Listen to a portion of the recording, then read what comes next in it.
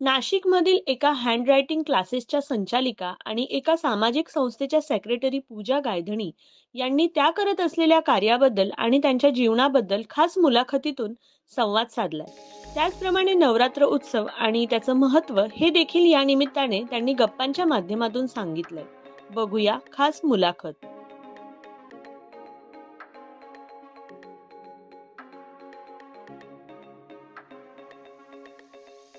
नमस्कार, मी सुरेश चव्हाण. लोकसाक्षी न्यूजमध्ये सर्वांचं हार्दिक स्वागत. नवरात्रोत्सवाला प्रारंभ झालेला आहे आणि या निमित्ताने आपण काही विविध क्षेत्रातील महिलांच्या मुलाखती घेतो. खरं तर त्या ज्या क्षेत्रात काम करत असतात त्या ठिकाणी ते नावलौकिक मिळत असतात, प्रावीण्य मिळत असतात आणि त्यांचा कुठेतरी एक संघर्ष प्रवास देखील असतो, तो आपण जाणून घेत असतो. आता देखील आपल्यासोबत पूजा गायधनी मॅडम आहेत.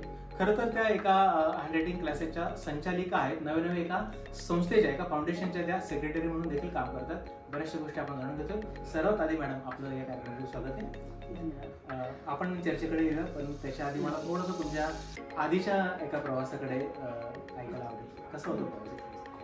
मला आता नाशिकमध्ये माझा प्रवास सुरू करून 10 वर्ष झालेली आहेत.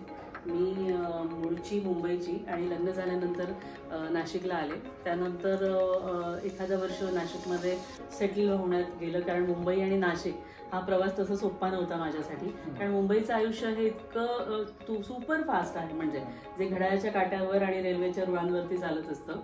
पण इथे आल्यानंतर थोडीशी ना अशी मला संथता जाणवत होती. नाशिक शहर प्रचंड सुंदर आहे, या शहराने मला बरंच काही दिलेलं आहे. पण इथे सुरुवात करताना मला प्रचंड त्रास झाला होता, कारण सवय नाही त्या शांततेची, त्या संथतेची सवय नव्हती. पण हळूहळू मी रुळले आणि आता या शहराची झाले. म्हणजे आता मला इथून बाहेर गेल्यानंतर परत कधी माझ्या शहराकडे वळते असं वाटायला लागतं. मी 2000 साधारण 14 मध्ये नाशिकमध्ये आले.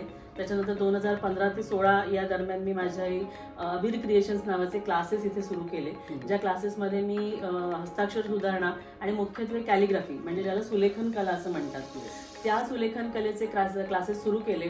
सुरुवातीला माझे क्लासेस अशोक स्तंभावर होते. तिथे छोटी जागा होती.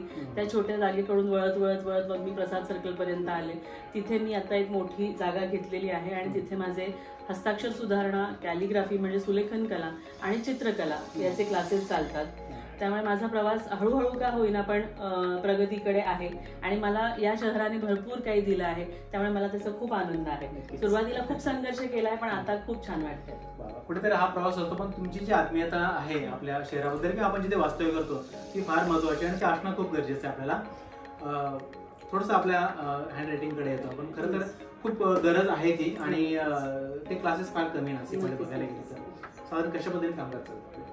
कसं आहे सर, मी सुरुवातीला ना सुलेखन कला म्हणजे जसं तुम्हाला म्हटलं की कॅलिग्राफी या विषयाचे क्लासेस मी चालवत होते. पण नंतर मला लक्षात आलं की याला आपल्याला हस्ताक्षराची पण जोड देणं गरजेचं आहे. आणि सगळ्यात महत्वाचा हे कुठे माझा निर्णय कुठे ठाम झाला, ज्या वेळेला कोरोनाची सुरुवात झाली. कोरोनाची सुरुवात झाल्यानंतर असं झालं की मुलांचं आहे ना स्क्रीन टाइम वाढलेला होता. मुलांचं हाताने लिहिण्याकडे दुर्लक्ष होत चाललेलं होतं. आणि त्या दरम्यान मला पालकांचे फोन यायला लागले की मॅडम मुलं हस्ताक्षर लिहतच नाहीयेत. मुलं सतत ते स्क्रीनवरती बोटं प्रेस करून त्यांना लिखाणाची सवय गेलेली आहे. त्यांचं अक्षर बिघडत चाललेलं आहे. शाळांमध्ये सुद्धा स्क्रीन आलेले आहेत, त्यामुळे त्यांना लिखाणाच्या स्पीडची गरज वाढलेली आहे. मग ते जेव्हा माझ्या कानावर सतत यायला लागलं, बऱ्याच पालकांकडून यायला लागलं, तेव्हा मी ठरवलं की आपण ह्या गोष्टीकडे थोडंसं लक्ष दिलं पाहिजे आणि या संदर्भातले किंवा या विषयाचे क्लासेस सुद्धा तेवढेच प्रामुख्याने सुरू केले पाहिजेत. मग मी तेव्हाच हस्ताक्षर सुधारणा क्लासेस सुरू केले आणि मला त्याला चांगला प्रतिसाद मिळायला लागला. म्हणजे या उन्हाळ्याच्या सुट्ट्यांमध्ये तर मला बसायला वेळ नव्हता, एवढे मी मुलांना हस्ताक्षर सुधारणा शिकवलेलं आहे आणि मुलांचा रिझल्ट मिळतो.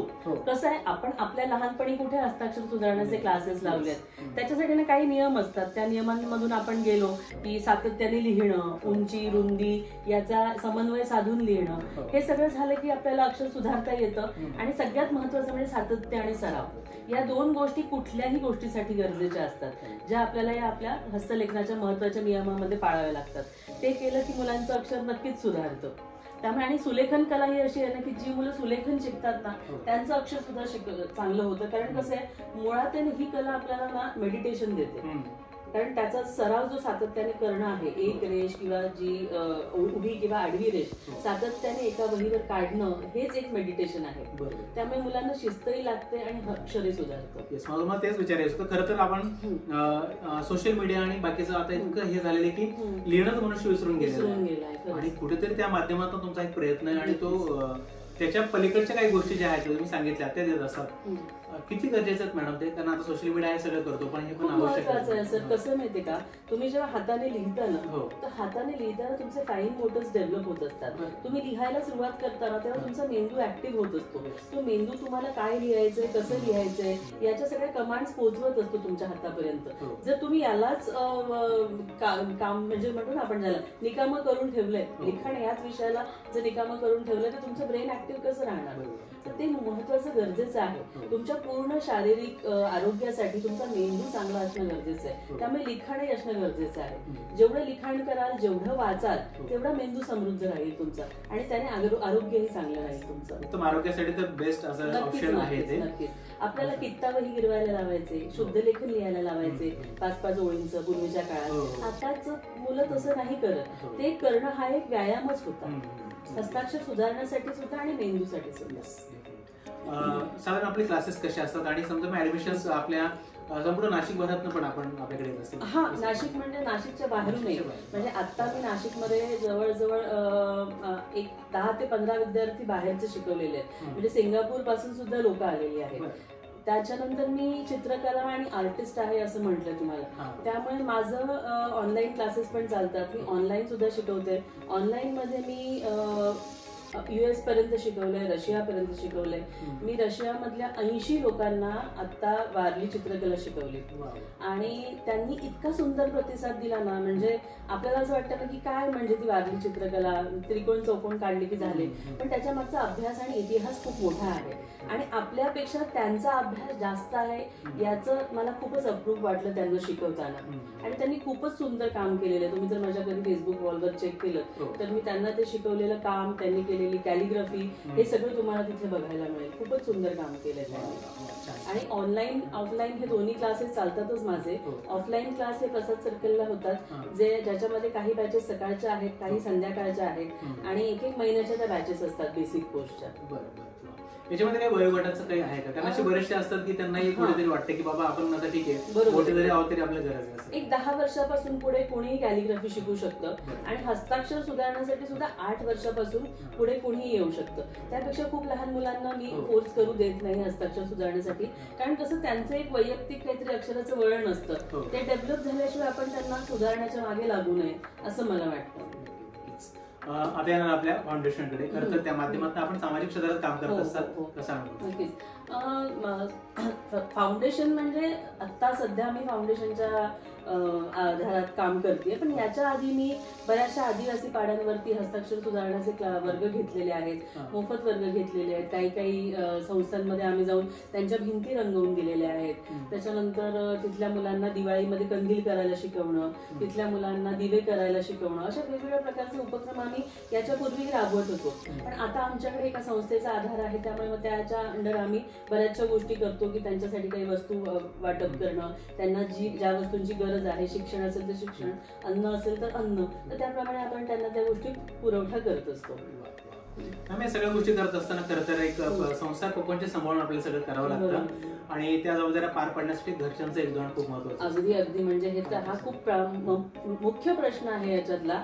जर घरचे पाठीशी खंबीर नसतील तर मी अशा प्रकारे कुठल्याही वेळेत कधीही कुठेही पोहोचू शकत नाही. सगळ्यात महत्वाच्या म्हणजे माझ्या सासूबाई, ज्यांचा मला खूप मोठा आधार आहे, त्या मला म्हणजे कुठेही जायचं असलं की त्या माझ्या पाठीशी खंबीर असतात. तू मुलाची काळजी करू नको, तू घराची काळजी करू नको, तू तुझा आधी महत्वाचं बघ. त्याच्यानंतर माझे मिस्टर आहेत, जे मला कधी म्हणजे बाहेर पडताना कुठला प्रश्न विचारत नाही की तू का चाललीस, कशासाठी चाललीस, तू जे करतेस त्याच्यावर आमचा विश्वास आहे, ते तू खंबीरपणे कर, आम्ही पाठीशी आहोत, तेव्हा घराची काळजी करू नको. आणि त्याच्यानंतर माझा मुलगा, तो सुद्धा मला इतका कोऑपरेट करतो की तो कधीही कुठल्या गोष्टीसाठी रडत नाही आहे. म्हणजे प्रत्येक मुलाला आई हवीच असते, पण आई काय करते, आई योग्य करते की नाही हे त्याला कळतंय, त्याच्यामुळे तोही मला तशा प्रकारे कोऑपरेट करत असतो. सो त्यांचा पाठिंबा खूप महत्वाचा आहे माझ्यासाठी. त्यांच्याशिवाय म्हणजे मी शून्यच आहे. आणि त्यांच्या बरोबरच माझे विद्यार्थी, म्हणजे मला एका वेळेला एवढ्या सगळ्या गोष्टी करणं सोपं नसतं. पण माझे विद्यार्थी सुद्धा मला तेवढंच कॉपरेट करतात, माझे घरातले करतात, माझे आई वडील, माझे इतर गुरुजन जे आहेत ते पण मला तेवढाच पाठिंबा देत असतात प्रत्येक गोष्टीसाठी. म्हणून मी आज एवढी खंबीरपणे पुढे जाऊ शकते. नक्कीच नक्कीच. खरं तर नवरात्र उत्सव सुरू मॅम आणि सगळेजण साजरा करत असतात, परंतु नवरंगाच्या साड्या असतात, नवरंग असतात. तुमच्या मताने काय असेल याची व्याख्या, काय सांगता? कसं आहे म्हणजे तसं बघायला गेलं तर माझ्यासाठी नवरंग म्हणजे हे खऱ्या मी स्वतः कलाकारच आहे, त्याच्यामुळे रंगांची खेळणं हे माझं कामच आहे. पण हा जो काही विषय आहे नवरंगांचा तो आपण ठरवलेला आहे.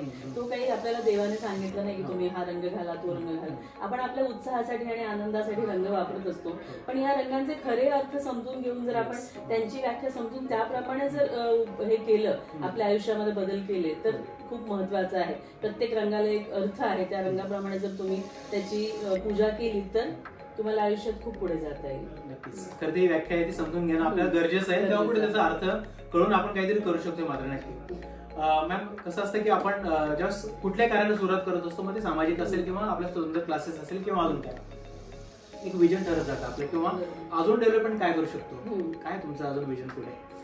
माझ्या म्हणजे मला ही माझा जो माझी अबीर क्रिएशन्स नावाची जी संस्था आहे तीच मला सगळ्यात मोठी करायची आहे नाशिकमध्ये. तो तर माझा प्रवास आहेच मोठा आणि त्याच्याच माध्यमातून मला जेवढं काही सोशल वर्क करता येईल तेवढं मला करायचं आहे. कसं आहे की सगळेच जण म्हणतात की मला सोशल वर्क करायचंय, गोरगरिबांसाठी काम करायचंय, पण मला खरंच मनापासून करायचंय की आपल्याला काही गोष्टींची कमतरता असते, आपण ज्या गोष्टी मिळवू शकत नाही. आपण बघतो आम्ही जेव्हा पाड्यांवर काम करायला जातो ना, तेव्हा अगदी अशी लहान लहान मुलं असतात ना, आपल्या घरामध्ये आणलेली खेळणी अशी घरात पडलेली असतात, पण मुलं ते लाकडांच्या खेळण्यासाठी सुद्धा अशी तरसलेली असतात. मग असं वाटतं की त्यांना काहीतरी खाऊ पिऊ मिळावं, त्यांना काहीतरी खेळणी मिळावी, आपल्याकडनं त्यांची काहीतरी शिक्षणासाठीची मदत व्हावी, असं मला प्रत्येक वेळेला वाटत असतं. आम्ही इथे अनाथाश्रमामध्ये काम करत होतो, भिंतींवरती चित्र काढली, अक्षरं काढली, तर तिथे ना अशी 3-3 वर्षाची आणून सोडलेली मुलं होती. त्या मुलांनी काय केलं म्हणजे एक आठवण म्हणून तुम्हाला सांगते, त्यांनी त्या अक्षरांवरती असे हात गिरवले, असे फिरवले आणि नंतर असे आमच्या हाताला हात येऊन पुसायचे आणि म्हणायचे ताई ताई ताई, आणि सतत गेलो ना की त्यांना फक्त एवढाच असा हात लागायचा. तेव्हा ना फक्त तुम्हाला एकच जाणीव होते की त्यांना वस्तूंची तर गरज आहेच, पण त्यांना ना स्पर्श आणि मायेची पण गरज असते, जी त्यांच्या आई वडिलांकडून त्यांना मिळत नसते आणि इथे ती महत्वाची आहे. तर माझा असा प्रयत्न असतो की आपण त्यांच्याबरोबर एक क्वालिटी टाइम, त्यांना वस्तू तुम्ही द्या, त्यांना गरज आहे, पण त्यांना तुमच्या सहवासाची, स्पर्शाची, तुमच्या बोलण्याची आणि मायाची पण खूप गरज आहे. तर ते पोहोचवता येईल याची मला एक मनामध्ये इच्छा आहे, ती पूर्ण करायची. की आपण सगळ्यांची आई तर होऊ शकत नाही, पण जेवढं करता येईल तेवढं करायची इच्छा आहे माझी. खरं तर नवदुर्गेची स्थापना झालेली आहे. खरं तर देवाकडे काही मागायची गरजच नसते, कारण त्याने ऑलरेडी दिलेलं आहे आपल्याला. तरी सुद्धा आपण एक आपली संस्कृती अशी आहे ना की आपण कुठेतरी श्रद्धेने विश्वासाने एक पूजन करत असतो. यावर्षी तुमचं दुर्गेकडे काय म्हणतो? माझं एकच मागणं असतं, म्हणजे याच वर्षी नाही पण दरवर्षी माझं एकच मागणं असतं की मी जे काही करतेय प्रामाणिक मनाने करते, ते करण्यासाठी मला फक्त तू निरोगी ठेव, सक्षम ठेव आणि मला प्रत्येक वेळेला तुझा आधार दे आणि आशीर्वाद दे. एवढंच मी मागणं तिच्याकडे मागते आणि दरवर्षी मी हेच मागेन की मला फक्त निरोगी ठेव, मला मजबूत ठेव की मी माझा निर्णय स्वतः घेऊ शकेन आणि तो पूर्ण करू शकेन.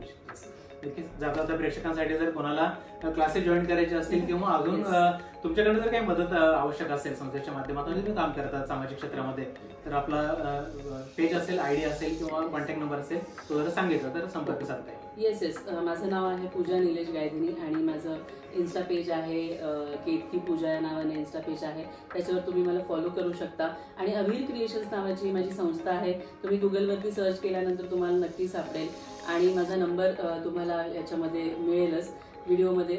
तुम्ही नक्की संपर्क करा आणि नक्की जॉईन करा. Yes, thank you so much ma'am. खरं तर आपल्या आयुष्याचा किंवा जो प्रवास जो असतो तो खूप मोठा असतो, अनेक मोठा असतो, एका मुलाखतीच्या माध्यमातून शक्यच नाही मांडणं. तरी सुद्धा आज आपण त्यांच्याकडे सगळ्या गोष्टी जाणून घेतल्या आणि नक्कीच अशाच पद्धतीने एक नवदुर्गा किंवा एक स्त्री काय करू शकते हे मात्र त्यांच्या सगळ्या प्रवासातून आपल्याला कळालेलं आहे. फक्त आपण हे न ऐकून न घेता प्रत्यक्षात अंमलात कसं आणता येईल ही प्रेरणा घेऊन मी सुद्धा काहीतरी करू शकते घराच्या चौकटीच्या बाहेर जाऊन.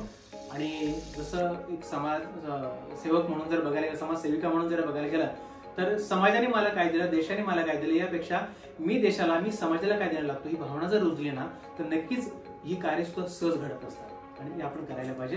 हेच या निमित्ताने मी सांगेन. थँक्यू सो मच, आपण वेळ दिला आणि थँक्यू सो मच. धन्यवाद.